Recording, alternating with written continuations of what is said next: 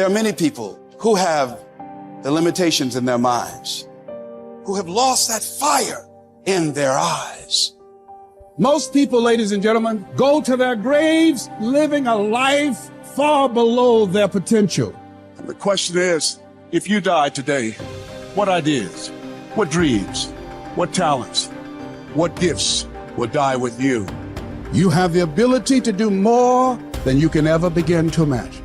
It's what you create. It's the habit of what you put in your head. See, someone can tell you your whole life you're a piece of crap, and part of you goes, you're full of it, I'm gonna show you. Lots of people have done that. They never bought it. Or someone tell you you're beautiful your whole life, you go, I'm not really beautiful. So what people tell you doesn't matter at all. It's what you stack. It's what you assemble. You need to believe and know that you're one decision, one relationship, one meeting, one book, one thought, one something away from a completely different life. It's an effort play. If you don't have self-confidence, you've never kept the promises you make to yourself. Check that box. If you have self-confidence, you've started to keep the promises you make to yourself. So if I'm gonna get up and I'm gonna work out, I'm gonna do 10 reps in the gym, I do one more. If I'm gonna do 45 minutes on the treadmill, I do one more. If I wanna make 10 contacts in a day, I do that and one more. There's a lot of times where I don't know how I'm gonna move forward, but I ask myself one question: can you take another step? And that answer is always yes. You're passing through that keyhole. But if you pass through it, then something massive opens up on the other side. And it is definitely the case that disciplinary institutions, universities, are exactly that, is they're places of guidance, and they're places to encourage people to develop the discipline that's necessary to see beyond the discipline. I mean, that's why we have disciplines, right? I mean, the words aren't there by accident. And once that discipline was established, then the disciplined mind could explode in every direction, which is precisely what happened. And that's the thing about growing up, is that when you're a teenager and a young adult, you have to sacrifice everything you could have been as a child to be the one thing that you're aiming at.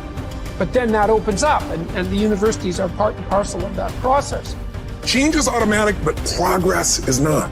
Start today, right now. What do I really want in depth? What are the rituals that will get me there? And then get yourself to start a few of those actions and lock them in place. If you make the changes in yourself, you're going to be proud, and no amount of money or accolades from other people can mirror the feeling of being proud of knowing you've taken back control of your life. Everything in life is always changing. We don't have to work on change.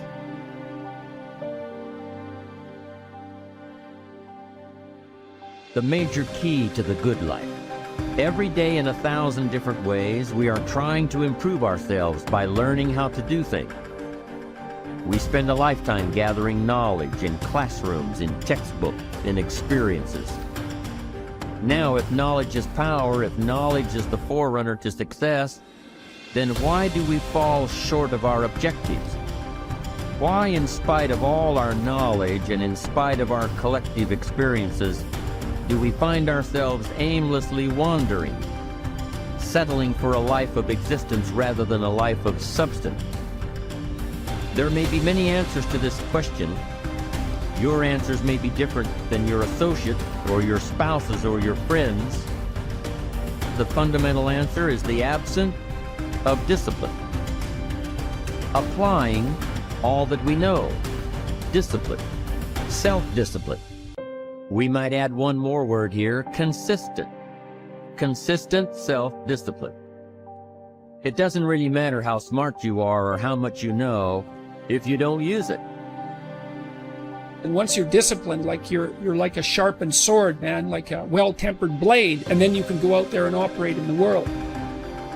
The reason that discipline is necessary is because you're a mass of competing short-term interests. And so the question is then, well, which short-term interest should win out? And the answer to that is none of them. They need to be organized into a hierarchy that makes them functional across time and across individuals. Get it really simple, things you do right now to change your life. You can go to experience it that day, and then you get momentum.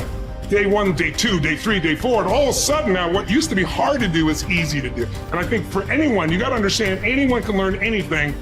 And I'm just not willing to settle for a life without passion and aliveness. That's just like, there's so much to learn, there's so much to grow. And then my view is, what's next is always better. If I make it so, it's my job to make it so. And I think that's how we have to navigate. But most of us have been conditioned not to take a risk. But once you peel the crust, peel that crust away and see who you really are, you open your mind to a whole nother world.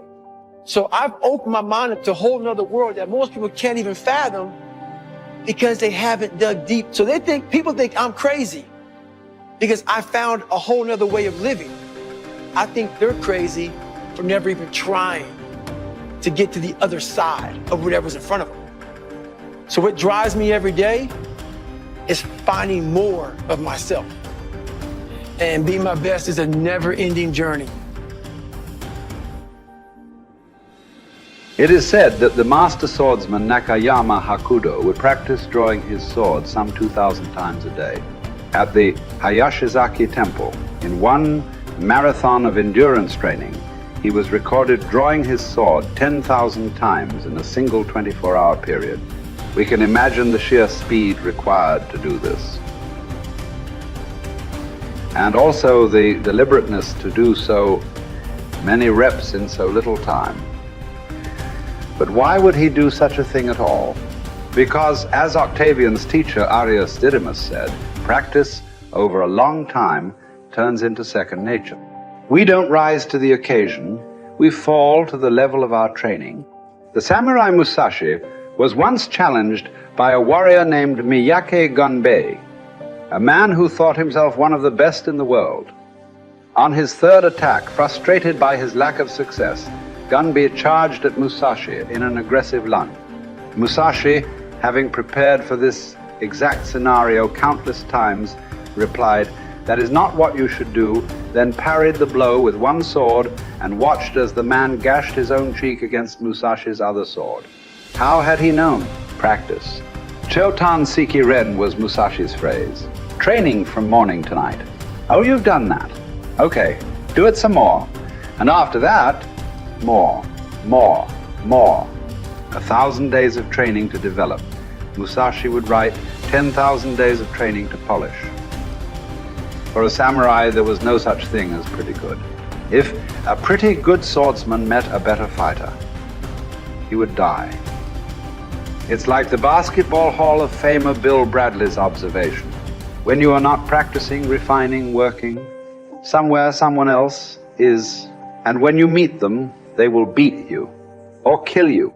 Gunbei was lucky enough to learn this lesson and live to tell about it. In fact, after Musashi treated the man's wound, Gunbei accepted that he was outmatched and became Musashi's student, training and practicing under him until he was no longer prone to the mistakes that come from such rashness. Look, this is not a drill. There is no greatness without practice. Lots of practice, repetitive practice, exhausting, bone-crunching, soul-crushing practice. And yet, what emerges from this practice is the opposite of those three feelings. Energy, strength, confidence. You deserve that.